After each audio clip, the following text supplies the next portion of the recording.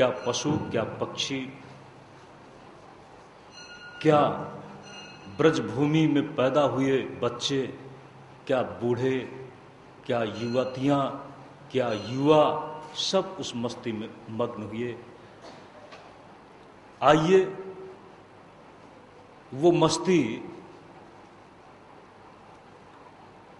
गोचारण से वृंदावन की भूमि के दिवस काल से हटकर दिवस की मर्यादा को तोड़ करके जो अपनी मस्ती में केवल दिन की मर्यादा में ही बंधा हुआ हो, नहीं, जो रात्रि में भी अपनी मस्ती बिखेर सकता है। रात्रि ने कहा, क्या हम अछूते हैं? ध्यान देना सज्जनों, जहां पर रात्रि नहीं है, दिवस नहीं है, जहां पर निद्रा नहीं है, वहां पर जागरण ही भी क्या होगा? जो वर्णनातीत है, जो अपने आप में दिख रहा है हमें, ये सब प्रकृति के तल पर त्रिगुणात्मक है और वह त्रिगुणातीत है। त्रिगुणातीत वो परमात्मा स्वरूप में कैसा है? शांतम शाश्वत मप्रमेय मनघम, परम आनंद स्वरूप है। वह आनंद स्वरूप परमात्मा ब्रह्म जब धरती में उतर आया है तो क्या रात्रि उसको नहीं पा सकेगी? अगर रात्रि नहीं पा सकी तो इसका मतलब है काल की अव्याहत गति में वह कहीं पीछे रह गया। ध्यान देना,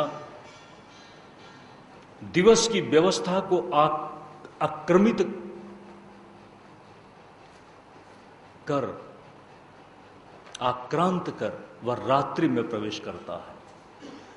रात्रि में प्रवेश करने के पहले भूमिका बननी चाहिए। हेमंत ऋतु आ गई शरद के बाद, और हेमंत ऋतु आई तो अब थोड़ी रात्रियां साफ सुथरी तो हैं ही, लेकिन उनमें शीतलता भी आ गई है।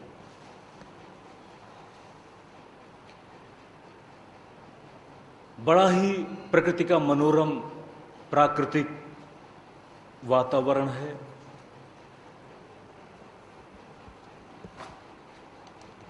हेमंत आने के साथ ही कुछ भाव जगने लगते हैं।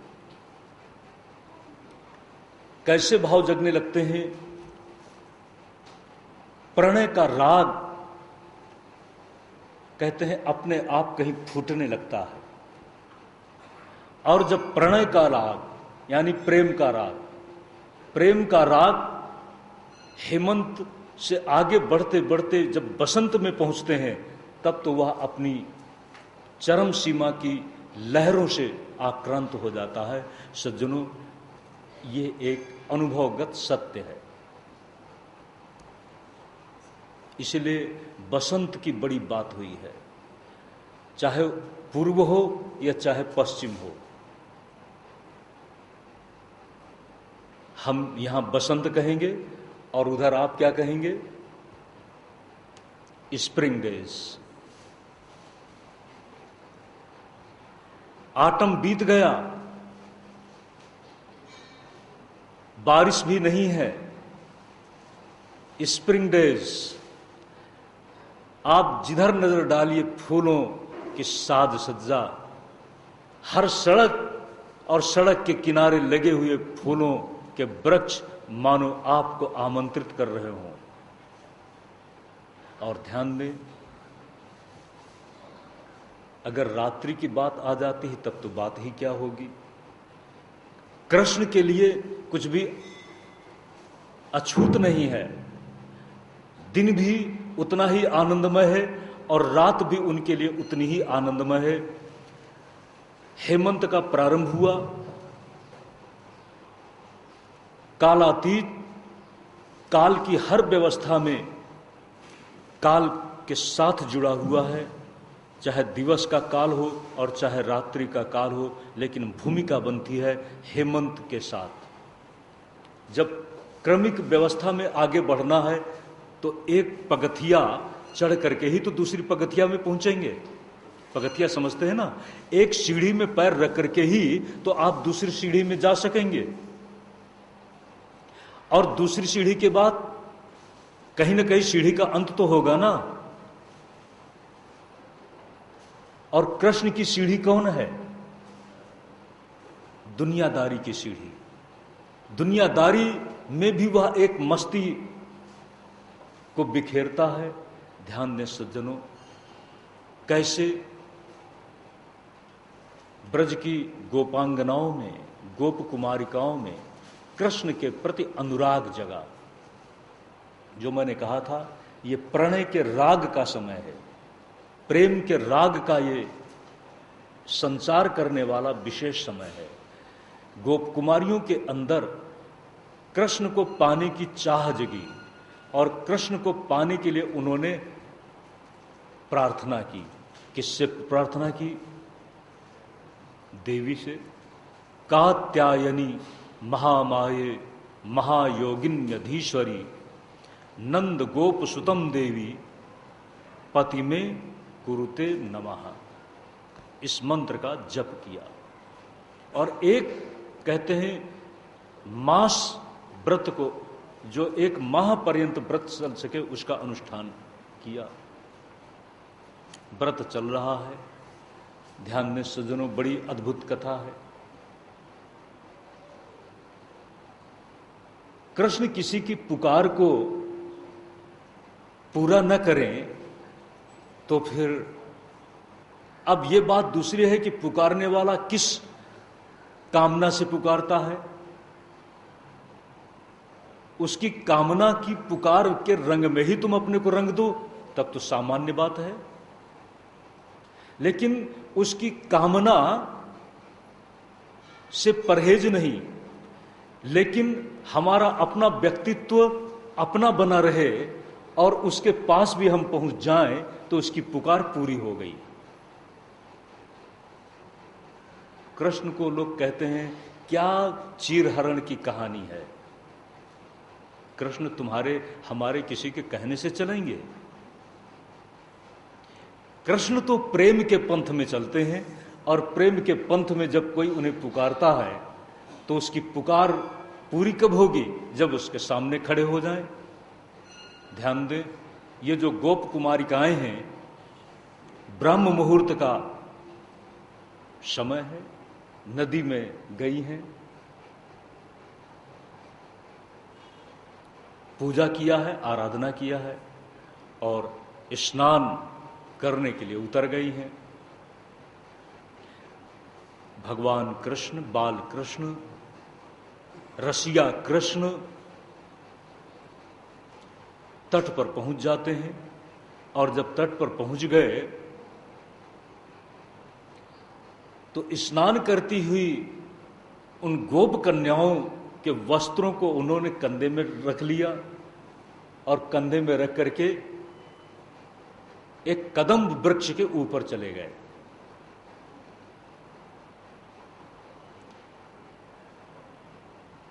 गोप बालों के पैरों की आहट और किसी की उपस्थिति का जब गोप कुमारिकाओं को एहसास हुआ, तो जब इधर उधर देखा तो देखा कि ये तो कृष्ण उपस्थित हो चुका है, लेकिन एक बड़े अनूठे खेल के साथ सकुचा गई, शर्मा गई, और कृष्ण ने कहा आओ अपने वस्त्र ले जाओ।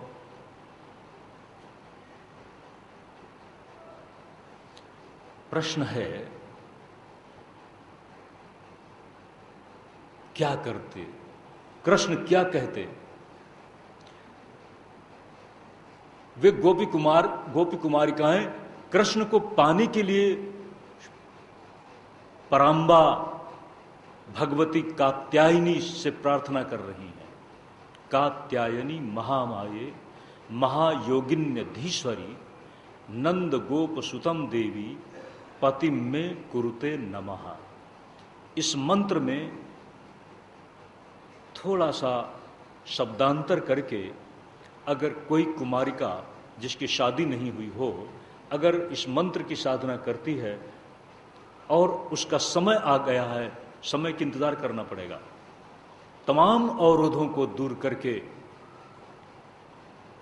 वह शक्ति मनवांछित वर दे देती है।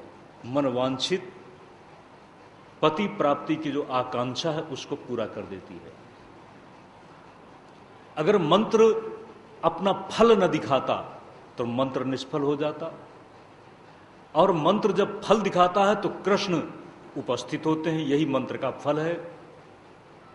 उनकी साधना पूरी किस बात में है कि कृष्ण आ जाएं। कृष्ण तो आ गए, लेकिन कृष्ण आते हैं बड़े अटपटे समय में, अटपटे समय में। जो अपने आप में नटखट है, उसकी हर व्यवस्था अपने आप में अटपटी है।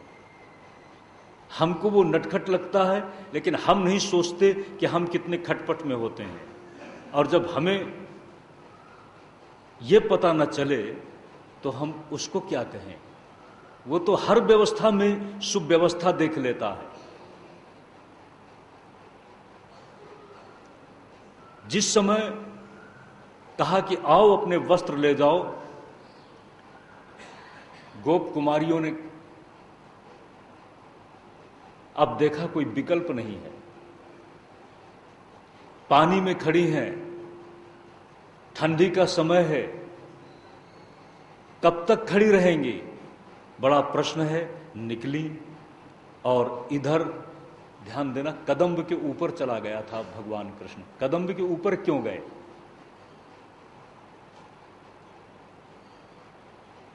कदम्ब महाशक्ति, यहां पर कात्यायनी है।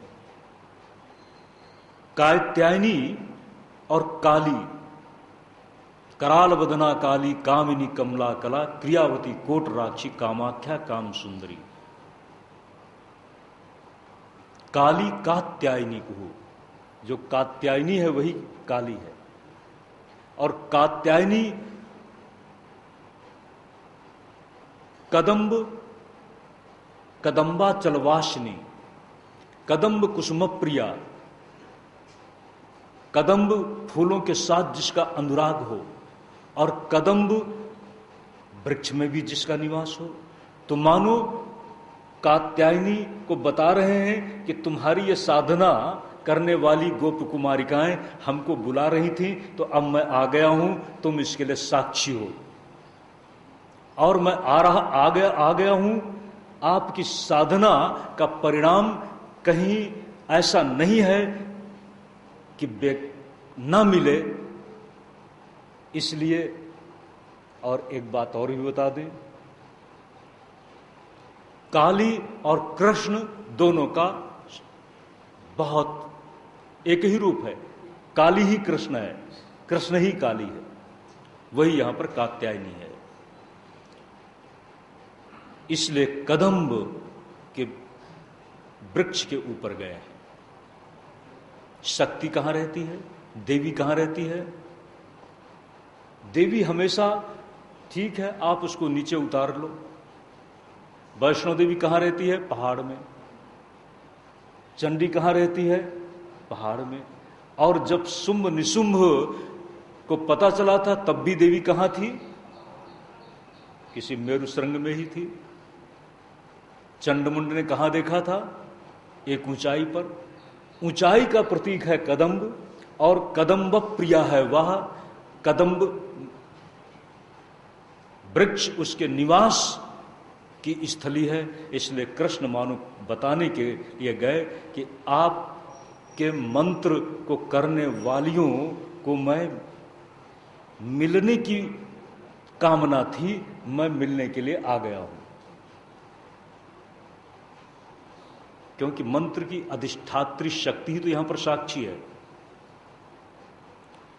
आ गए कृष्ण, नीचे उतर आए, ले जाओ अपने वस्त्र। और देखो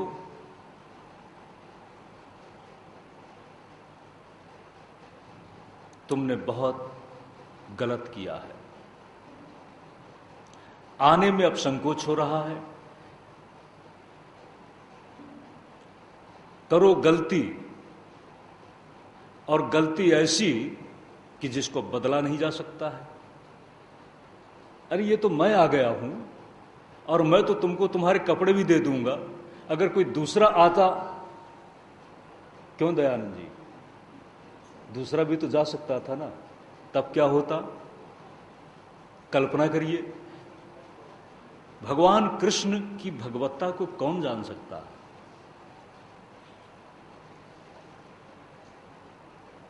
परम ज्ञानी बीतराग समद्रिंग योगी सुखदेव जी महाराज की इस कथा को उनकी ही कृपा से मैं भी थोड़ा थोड़ा प्रवेश कर रहा हूं। परमेष्ठ भगवान वासुदेव श्री कृष्ण की महिमा को कौन जान सकता है? जितना भी जाना गया है वो आंशिक है, अल्प है। जिस समय उन्होंने कहा कि आ जाओ, ले जाओ, ये तो मैं हूं, नहीं तो कोई दूसरा भी तो आ सकता था। दूसरे तुम्हारे कपड़े अगर उठा लेता तो क्या होता? मैं तो वह हूं जिसकी तुम कामना कर रही थी। अगर कोई दूसरा होता तो तुम्हारा क्या होता? इसी के साथ एक सावधानी की बात कहा है, ये उचित नहीं था।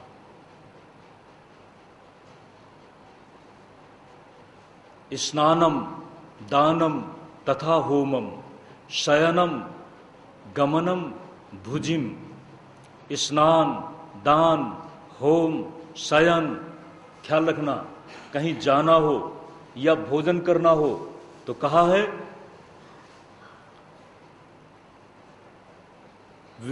विवस्त्रम न प्रकुर्वीत। स्नान, दान, होम, शयन मतलब सोना, कहीं जाना और भोजन, ये सब विवस्त्र होकर कभी नहीं करना चाहिए। अगर कोई करता है तो पाप भागी बनता है। ध्यान दें, भगवान कृष्ण ने चीरहरण के माध्यम से उनको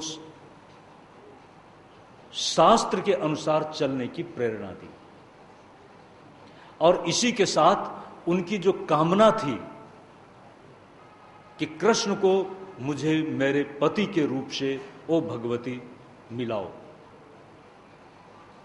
पति का व्यापार क्या है, पति की व्यवस्था क्या है, और पति के सामने पत्नी की व्यवस्था क्या है, उसका एक मानो सहज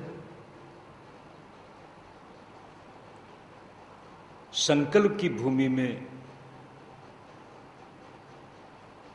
जो प्रेम का अंकुर है, प्रेम का अंकुर चाहता है कि प्रेमी मेरी पुकार सुन ले। प्रेम की मांग है कि प्रेमी उसे मिल जाए। चीरहरण की प्रासंगिकता में गोपियों की साधना चल रही थी। उस साधना की सफलता चीरहरण की प्रासंगिकता का अपना एक रहस्यगत रूप है। इसी के साथ आगे बढ़ते हैं। यज्ञ पत्नियां भी यज्ञ करने वाली व्यवस्था में, जो किसी समय में सप्तर्षियों की पत्नियां थीं, लेकिन अग्नि देव कहते हैं उन पत्नियों के प्रति आकर्षित हो गए थे। सप्तर्षियों ने अग्नि को शाप दिया था सर्वभक्षी होने का, और अपनी पत्नियों को शाप दिया था मानवीय रूप में जन्म लेने का। लेकिन कहा था अपने इस ऊंचे रूप को तुम पा सकोगी जब भगवान कृष्ण यज्ञशाला में प्रवेश करेंगे। तो जो यज्ञ करने वाले ब्राह्मण थे और ब्राह्मण पत्नियां थीं, उन पत्नियों के मन में जो भगवान कृष्ण के लिए अनुराग पैदा हुआ था, उस अनुराग के पीछे भी यही रहस्य था। कृष्ण का व्यक्तित्व सबको अपनी तरफ आकर्षित करता है। जड़ चेतन कोई भी उससे बच नहीं सकता। गोवर्धन पहाड़ आगे की कथा में आता है। गोवर्धन